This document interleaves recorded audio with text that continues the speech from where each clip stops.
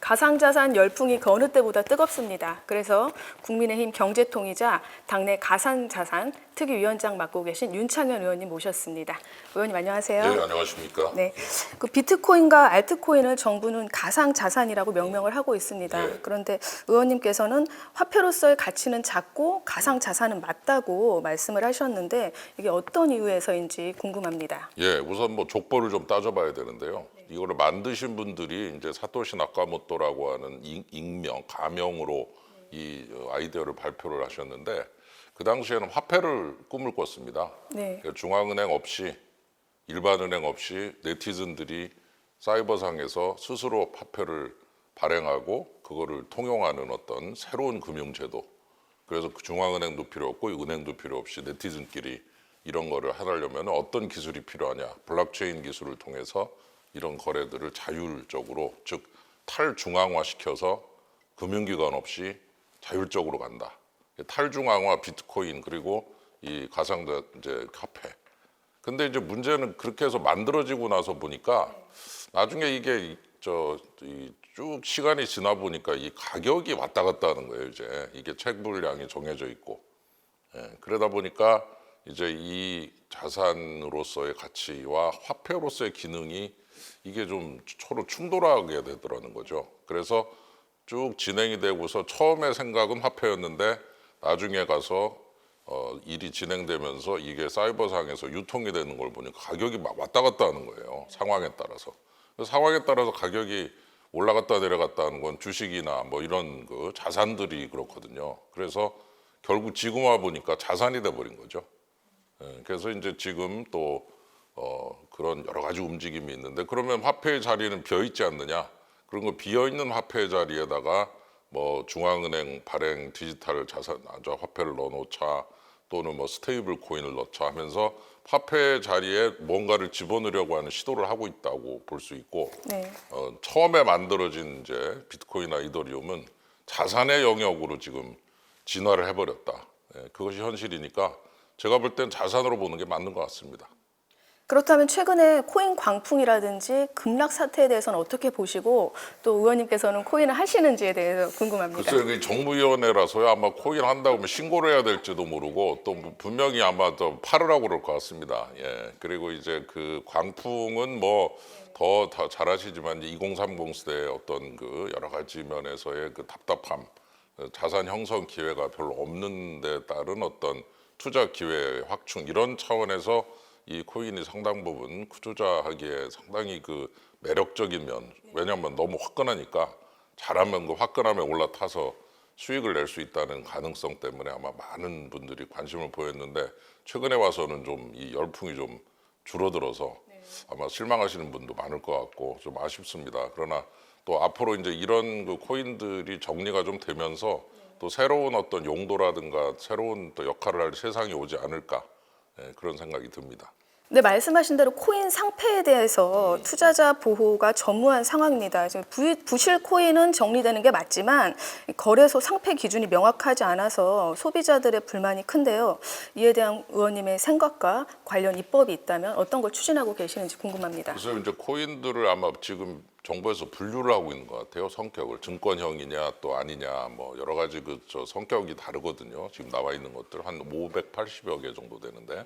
그래서 이제 분류를 해서 그 코인 자체 그 정체를 한번 다 살펴보고 그 정체에 맞게 증권이면 증권 쪽으로 보내고 그리고 또 그렇지 않은 거는 또 일반 코인으로 거래하고 뭐 이런 어떤 분류 작업들을 하면서 지금 좀 상당히 불확실성이 많이 생기고 있는데 어쨌건 이 과정에서 우리 투자자들은 참 힘드실 것 같습니다. 예, 이게 시장이 처음부터 좀 정부가 잘 나서서 관리를 해줬어야 되는데 꼭 일반 사적인 영역에다가 이 거래를 그냥 맡겨놓고 정부는 관여도 하지 않았다가 이 시장이 커지니까 뒤늦게 봐서 정리를 하려 드니까 그 사이에 시장이 너무 커져 버려가지고 정리하기도 힘들고 그 사이에 투자자들은 자유롭게 거래하다가 갑자기 규제 대상이 되니까 힘들고 그래서 하여튼 이번 그 코인 문제를 바라볼 때 참 이 행정 서비스가 어떻게 어디서부터 작동을 해야 좋은지를 잘 보여주는 반면교사 역할을 하고 있다고 볼 수 있고 지금이라도 하여튼 빨리 관리를 잘하고 정리를 해서 투자자 보호 잘 되도록 만들어야 된다 이런 생각을 하게 됩니다. 또 한편으로는 금융당국이 은행으로부터 실명 계좌를 받은 곳만 거래소 영업을 할 수 있게 하면서 뭐 업비트 같은 이렇게 특정 거래소만 이제 살아남는 것이 아니냐라는 그렇죠. 지적이 나고 있고, 이럴 경우에 4대 거래소만 살아남을 경우에는 수수료 짬짬이라든지 이런 또 그런 독과점도 우려가 되는 상황입니다. 근데 또 자금 세탁이나 이런 사고가 발생했을 때는 은행한테 모든 걸 전가하고 있는 상황인데, 의원님 보시기에 이런 당국의 태도에 대해서는 좀 어떻게 의견을 내주실 수 있을까요? 예, 그 특검법상에 이제 그런 조항이 들어가는 바람에 그런 구도가 만들어졌는데 저는 좀 이 부분이 좀 이상하다고 생각하는 거는 행정 행위를 함에 있어서 거래소 신고라고는 하지만 사실상 인허가거든요. 행정 행위를 하는데 은행을 동원했습니다. 그리고 1단계 은행한테 다 실명 계좌 허락을 받아봐라. 1단계. 그러면 2단계 신고 받겠다. 근데 그 신고가 사실은 이제 인허가죠. 그래서 그렇게 단계를 구분을 한 다음에 1단계를 완전히 은행한테 맡겨버렸는데 은행들이 지금 갈피를 못 잡고 있어요. 이거를 지금 해주라는 얘기냐 말라는 얘기냐. 그리고 일부 거래소들은 지금 현재 4대 거래소가 실명계좌 확인이 돼 있는 상태인데 실명계좌를 운용하는 이 4대 거래소보다 우리가 더 낫다. 일부 거래소들은. 근데 저쪽은 이미 하고 있고 우리는 지금 거래소 인허가 안 될 것 같다. 신고 수리 안 될 것 같다. 너무한 거 아니냐. 바로 행정행위에 대해서 객관성과 투명성이 없어져 버린 거죠. 그래서 1단계를 은행한테 맡겨버리니까 은행은 갈피 못 잡고 막 눈치 보고, 그리고 2단계는 정부가 하겠다고 하는데 1단계를 맡겨버린 다음에 뒤로 돌아 있고, 그리고 거래소들은 굉장히 분노하고 있고. 그래서 그런 구도를 만들었을 때 그러면 문제가 뭐냐. 그 구도를 좀 바꿔야죠. 그래서 거래소 인허가와 관련된, 사실상 인허가 관련된 프로세스를 은행하고 당국이 같이 해야죠. 같이 모여서 의논하고 어느 정도 점수가 나오고 괜찮다 그러면은 그 거래소에 대해서 실명 계좌를 할 수 있도록 이렇게 같이 협업을 통해서 해야 이 거래소들이 자기들이 불합격하거나 합격하거나 따를 수가 있는데, 지금은 1단계를 은행한테 맡겨놓으니까 은행이 자꾸 눈치 보고 안 해버리니까 투명하지가 않다, 불투명하다, 객관적이지가 않다, 이런 그 불만이 나옵니다. 그래서 이번 그 행정을 하는 거를 보면은 금융위가 너무 몸을 사리고 있고, 그리고 문제 안 되는 것만 자꾸 쪽으로만 가려고 그러고, 좀 적극적으로 우리 거래소들이나 국민들에게 좋은 서비스를 제공한다는 생각, 이런 생각보다는 좀 무사 안일주의 비슷하게 문제만 안 터지면 된다, 은행이 알아서 했다, 나는 모른다, 뭐 이런 분위기로 가서 좀 걱정이 됩니다. 이렇게 하면 안 될 것 같고 앞으로 문제가 좀 생길 것 같습니다. 그 비슷한 맥락에서의 또 질문이긴 한데요. 가상자산에 대한 젊은 세대들의 관심이 높은데, 지금은 제도권 편입을 얘기하지만 사실상으로 보면 규제 산업에 가깝게 이루어지고 있어서 규제 일변도로 제도가 운영되고 있다라고 하는데, 과연 어떤 방향으로 가는 게 옳은 건지 평가를 좀 듣고 싶습니다. 예, 그 가상자산, 코인 뭐 이런 쪽에서 새로운 그 많은 비즈니스들이 지금 싹트고 있습니다. 뭐 요새 좀 그 단어도 좀 생소하지만 메타버스다, 뭐 버스라고 하는데 이제 VR, 유니버스 할 때 버스죠. 그저 우주라고 할 때, 그러니까 VR에 쓰니까 사실은 이제 버스인데 그냥 버스라고 써놓으니까 또 사람들은 버스 탄다 이렇게 농담도 하고 그러는데, 메타버스의 영역에서도 많은 그 코인의 역할이 주어지고 있고, 그래서 이 보다 보면은 규제만 할 게 아니라 좀 살려야 될 거는 살려야 되는 상황도 지금 발생하고 있어요. 그래서 거래소에 있는 토큰과 코인만 보지 말고 메타버스 시장과 같이 연결돼 있는 어떤 거대한 하나의 신산업으로서 4차 혁명 시대에 새로운 그 비즈니스 가능성을 보는 게 좋겠다. 그렇게 되면은 이제 당국의 입장은 거래소에 있는 코인에 대한 규제, 그리고 투자자 보호, 이거 플러스 새로운 가능성을 열어주는 하나의 도구로서의 여러 가지 역할, 이 두 가지를, 지능과 규제를 같이 이렇게 잘 균형을 잡아야 되는데, 지금은 이제 사적 영역에다 맡겨놓고서 공적 영역으로 가져오는 과정에서 굉장히 막 어지러운 상태에서 규제 쪽에 그냥 초점을 확 그냥 맞추고 있어서 여러 가지 면에서 좀 한계가 있다라고 볼 수 있고, 이 부분을 빨리 좀 지능과 규제의 어떤 조화, 이 부분을 생각을 많이 해야 될 것 같습니다. 그렇다면 가상자산 거래 안정화와 블록체인 산업 진흥을 위해서 어떤 법이 좀 개정이 돼야 된다고 보실까요? 지금 뭐 복잡합니다. 예, 자본시장법은 이제 증권 관련된 여러 가지 그런 그 내용을 규율하고 있는데 지금 분위기를 보니까 이 코인 중에서 약간 그 증권적인 성격을 가진 게 있어요. 그런 거를 이제 자본시장법 규율로 보내버리려고 하는 그런 모습이 보여서 아마 자본시장법 규율 받으면은 뭐 제대로 이게 잘 살아남을지도 잘 모르겠고 역할에 대한 거라든가 뭐 규율에 대한 게 간단하지 않을 거고 나머지 코인들에 대한 규제는 이제 또 새로운 뭐 전근법으로 하자 뭐 새로운 업권법을 만들자 뭐 이런 여러 가지 얘기가 나오고 있는데 제가 볼 때는 업권법을 좀 만드는 게 좋지 않을까. 예, 그래서 좀 지능과 규제를 잘 조화를 시킨 법을 잘 만들고 그 법을 통해서 이 가능성도 열어놓고 규율도 좀 하면서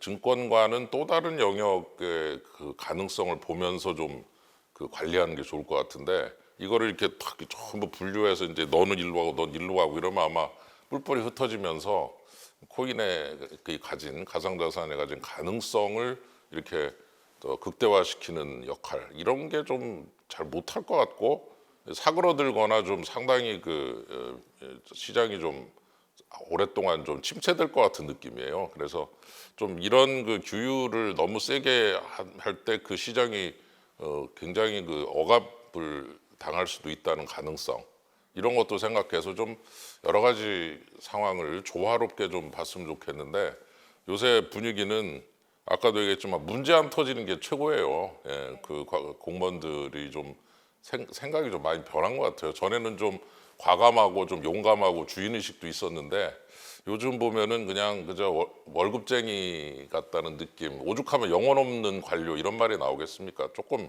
문제 안 터지는 쪽으로만 이거를 보는 것 같고 그 부분이 해결이 안 된다고 그러면은 지능 같은 거 시키고 과감하게 좀 띄워주고 이러는 분위기를 별로 못 느끼겠어요. 그래서 이 여건법을 포함한 대응이 조금 더 좀 복합적이고 좀 다양했으면 좋겠다 이런 생각이 듭니다. 그 최근에 가상자산 과세 1년 이후에 법안을 발의하셨는데 법안의 취지와 목적에 대해서도 또 한 말씀 부탁드립니다. 예, 그 아까도 뭐 투자자 보호 말씀도 해주셨지만 사실 이 코인 시장을 오랫동안 사적 영역에다가 맡겨놓고서 알아서 해라 그래놓고 그리고 뒤늦게 막 그 투자자 숫자가 늘어나니까 뒤늦게 공적 영역으로 끌어들여서 관리를 하려고 보니 너무 커지고 너무 복잡해진 거예요.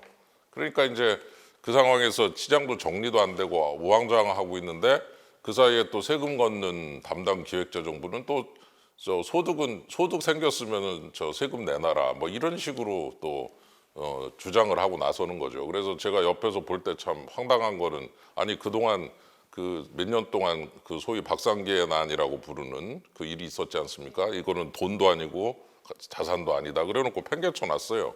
그리고 나서 전혀 신경도 안 쓰다가 나중에 뭐 좀 시장 커지니까 와갖고 겨우 시장 정비 시작하면서 그래도 세금은 내야 된다 이런 식으로 나오는 걸 보고서 제가 굉장히 좀 황당했습니다. 이게 무슨 저 국민들에 대한 예의가 아니죠. 잘 정비해 놓고 자기 할 일을 하고서 세금도 좀 걷어야지 어떻게 그래 할 일 하나도 안 하고 세금부터 걷겠다고 나섭니까? 그래서 일단 1년 유예입니다. 그냥 1년 유예가 아니고 제가 일단 1년 유예하고 1년 사이에 시장이 정비되는 거를 봐서 정비가 잘 되면 가세하고 정비가 저 아직도 모자란다 그러면 다시 또 유예하자는 의미에서 그냥 1년 유예가 아니라 일단 1년 유예 법안을 냈습니다. 그래서 제발 좀 우리 저 당국이 좀 이 문제를 볼 때 조금만 좀 신중하게 보고 좀 이렇게 국민들한테 좀 이렇게 내가 행정 서비스를 제공하는 국민의 공복이다 이런 생각을 좀 하면서 문제를 바라보면은 훨씬 더 좀 많은 것이 잘 해결되지 않을까 그런 생각이 듭니다. 좀 전에 메타버스에 대해서도 말씀을 주셨는데요.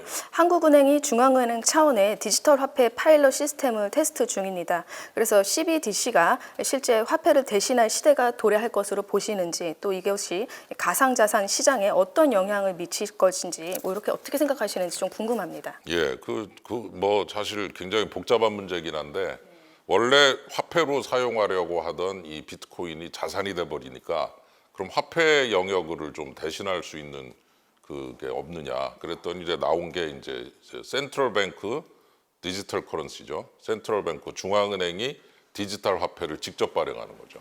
그래서 중앙은행이 한국은행에서 원화를 디지털로 발행해서 은행한테 쏴주면 또 은행이 그거를 우리 전자지갑에다 쏴주는 거죠. 제가 예를 들어 신청을 하면은 내가 출금을 뭐 10만 원을 한다. 그럼 10만 원짜리 그 디지털 커런시 CBDC가 원화가 제 전자지갑으로 그냥 들어오는 거죠.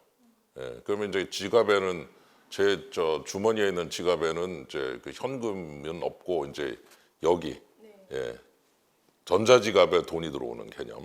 이거를 지금 중국이 열심히 하고 있습니다. 중국이 하는 이유는 이 방법을 통해서 한번 달러를 밟아보고 싶다는 거죠. 달러는 지금 주저주저 하고 있는데 지금 또 바뀌어서 이제 또 미국도 한번 해보겠다고 나서고 있어서 중국이 하도 위협적으로 가니까 중국은 심지어 비트코인 같은 거 채굴도 금지시키고 코인 같은 거 다 하지 말고 오로지 중앙은행 당국이 발행한 디지털 위안화로 통일하자. 이래가지고 지금 전 세계를 한번 디지털 위안화로 덮어버릴 생각을 좀 하고 있는 것 같아요.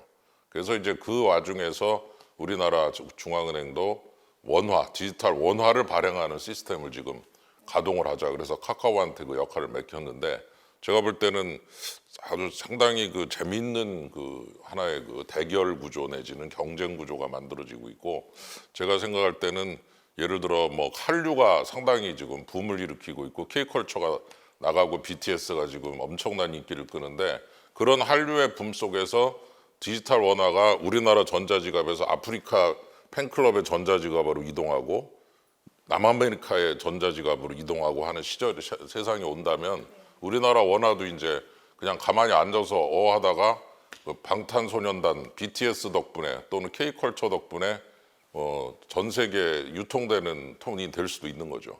그래서 지금 굉장히 그 부분을 깊이 들여다보고 있는데 이거를 잘 활용을 하면은 우리 원화의 위상도 상당히 올라갈 수 있다고 생각이 들어서 저는 한국은행이 BTS까지 감안을 했다고 생각지는 않지만 나중에 꼭 만나서 그 BTS 같은 그런로 대표되는 K컬처적 관점까지 포함한 한 일종의 그 화폐 한류라고 할까요? 한류를 화폐까지 그런 거를 한번 만들 수 있는 계기가 될 수 있다는 면에서 저는 이게 대체라기보다는 코인에 대한 보완적인 역할이라고 봅니다. 코인은 자산이고 CBDC는 화폐입니다. 예, 역할은 분명히 다르고요. 그 역할을 잘 구분해서 키운다고 그러면은 아까 말씀하신 메타버스에서는 자산으로서의 코인이 쓰이고 그리고 디지털 세계에서 화폐로는 CBDC 원화가 쓰이고 하는 상황이 오면은 아마 우리나라 그 문화적 관점과 기축통화적 관점이 상당히 업그레이드가 되지 않을까. 사실 우리 원화가 지금 전 세계가 아무도 안 쓰고 우리만 쓰거든요. 근데 이제 그 쓰임새가 확장이 되면은 원화의 위상도 높아지고 우리 한국에 대한 대한민국의 위상도 또 한 번 업그레이드가 될 수 있지 않느냐. 그런 의미에서 새로운 가능성을 좀 많이 들여다봐야 된다 이런 생각이 듭니다. 다른 질문 좀 드리겠습니다. 이 점금법이 변화된 디지털 기술을 반영하지 못한다는 지적이 크고요. 그 네이버나 카카오페이가 은행 결제망의 무임승차 이런 논란도 여전한데요. 이를 어떻게 생각하시고 또 정무위에서는 어느 정도까지 또 논의가 이루어졌는지 이 얘기도 듣고 싶습니다. 예, 조금 복잡한 문제. 그러니까 한은하고 금융위가 좀 서로 입장이 좀 달라요. 그래서 자꾸 이렇게 영역 싸움으로 보는 것 같아요. 예, 금융결제원을 금융위가 통제하려고 든다는 것에 대해서 한은이 굉장히 반발을 하고 그 내용이 어떠냐를 떠나서 그 구도 자체가 별로 마음에 안 드는 것 같아요. 그래서 금융결제원에서 페이들이 들어오고 그 페이들이 들어오는 바람에 금융위가 그 이제 관리를 하고 그러면은 한은의 어떤 고유 영역을 금융위원회가 침범해 들어온다는 어떤 그런 그 피해의식 같은 거 이런 것들이 그 법안에 들어 있어서 아주 그 미묘한 감정 싸움처럼 느껴지는 면이 나타나고 있어요. 그래서 저희들도 이제 그런 감정 싸움에 대해서는 상당히 좀 그 간단치 않은 면이 있어서 좀 고민을 많이 하고 있는데 그런 그 결제 구조나 관리 구조에 대해서 새로운 변화를 좀 주면서 그 뜯어 고치면서 이제 이거를 거버넌스를 바꾸는 게 어떠냐. 가만히 있는데 거버넌스만 바꾸지 말고 전체 구조를 좀 개선하고 개혁하면서 관리 체계를 바꾸는 이 두 가지를 동시에 하면은 아마 좀 해답이 좀 보이지 않겠는가 그런 생각이 듭니다. 국회의 통제권을 강화해서 금융감독 체계 전면을 개편하는 금감원 개혁 추진 의사를 밝히셨는데요. 일각에서는 이게 금융감독의 정치화가 우려된다 이런 얘기도 나오고 있습니다. 그래서 이런 부분을 어떻게 생각하시고 금감원 쇄신을 주장을 하시는데 이런 배경에 대해서 듣고 싶습니다. 우선 그 금감원에 대한 그 불만이 굉장히 높습니다. 예, 그거는 아마 금융 쪽에 계신 분들은 전부 다 그냥 속으로 끙끙 앓을 정도로 굉장히 좀 그 금감원의 어떤 그 권력의 집중 또는 권한의 집중에 대한 우려의 목소리가 높다는 것 첫 번째. 두 번째는 국회 보고를 하고 국회가 관리를 하면은 정치냐? 그건 아니죠. 왜냐하면은 국회에는 여와 야가 동시에 있습니다. 여야가 다 같이 동시에 들여다보면 그건 굉장히 독립적이고 중립적이 되는 거죠. 예. 중립성이 담보가 됩니다. 왜냐하면 한쪽으로 쏠리질 않으니까. 예. 근데 지금 현재 금감원 구조를 보면 오히려 지금 현재가 더 정치화돼 있어요. 내부적으로. 어떤 다른 여러 가지 요소들이 제가 여기서 다 얘기하기는 어렵지만 굉장히 많은 요소들이 작동을 하면서 금감원이 약간 제가 볼 때는 반쯤은 정치 집단이 되고 있어요. 그거를 국회 통제, 여야 협치를 통한 통제를 통해서 조금 그 권한을 좀 견제하고 균형을 맞추자 그런 얘기입니다. 그러니까 그건 정치가 아니고 일종의 중립성의 확보죠. 정치적 중립성의 확보. 그래서 예를 들어 KBS에 대한 예산을 심사한다 이런 것 국회에서 하거든요. 그러면 그것도 정치화냐? 아니죠. 왜? 여야가 같이 하거든요. 여야가 같이 하면은 그건 정치화라고 안 부릅니다. 한쪽에서만 하면 정치죠. 양쪽이 다 같이 하면은 정치화라는 것이 배제가 되는 거니까 그런 의미에서 금감원에 대해서 좀 편을 들어주시는 분들이 자꾸 국회가 왜 나서냐, 정치화 아니냐 이렇게 얘기하는데 그분의 의도는 굉장히 분명합니다. 귀찮고 힘들다는 거죠. 이대로 가고 싶다. 금감원 이대로 가면 안 됩니다. 반드시 한번 개혁을 해야 되고 이 거버넌스도 좀 바꾸고 20년 동안 너무 독점이 심해가지고 자기도 모르는 사이에 너무 그 권한이 비대화되고 커졌어요. 자기는 몰라요, 그거를. 밖에서밖에 안 보입니다. 그렇기 때문에 안에 있는 사람은 자꾸 힘들다고 그러는데 밖에서는 전혀 안 힘들고 굉장히 너무 커져 있다는 사실이 보이기 때문에 그 부분을 금감원도 이해를 하고 자기를 돌아보면서 아, 나도 좀 한번 스스로 개혁도 하고 바꿔야 될 때가 맞구나. 너무 오랫동안 똑같은 구조가 유지되면서 너무 권한이 비대화됐구나.